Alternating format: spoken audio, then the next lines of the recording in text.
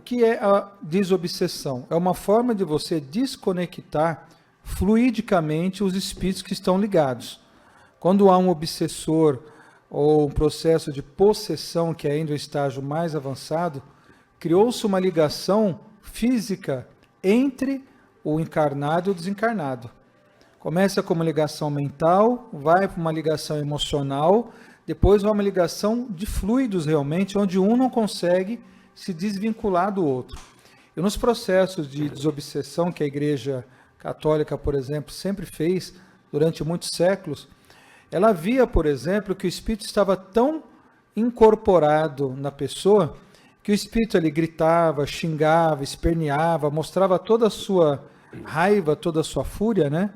E os padres, os bispos, os religiosos usavam de água fluida, inclusive tem alguns livros dentro da Igreja Católica para esses padres ou esses bispos que têm essa função específica de desobsessão, né, de limpeza, que eles têm que justamente usam alho, usam água fluidificada, usam plantas como a arruda, a mirra também de limpeza, e orações. Quando os espíritos estavam em situações assim, muito impregnadas com o encarnado, né?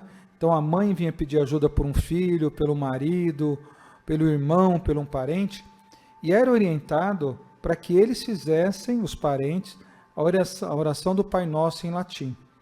E uma vez perguntando para o Ramírez, né? A gente sempre foi curioso, por que era em latim? E ele estava dizendo que naquela época que Jesus chega à cidade dos Gadarenos, né? Quando ele chega lá, aparecem alguns homens endemoniados. O que é o endemoniado? É com a presença de obsessores. E eles tinham uma forte influência dos obsessores, né? Sentiam forte influência. Então, quando Jesus chega, diz o cigano Dom Carlos Ramírez que Jesus fez uma oração em latim.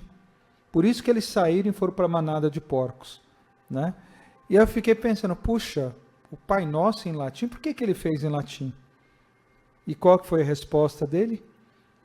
Justamente porque aqueles espíritos que ali estavam falavam latim. Latim, exatamente. Porque eram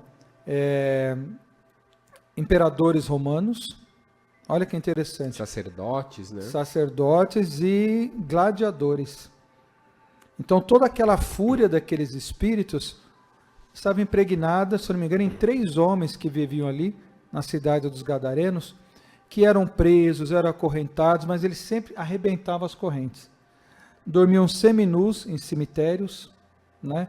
Não tinha nenhum tipo de higiene, não tinha nenhum tipo de sanidade mental, totalmente loucos. É verdade. Então você vê a importância dessas orações desde aquela época e agora também.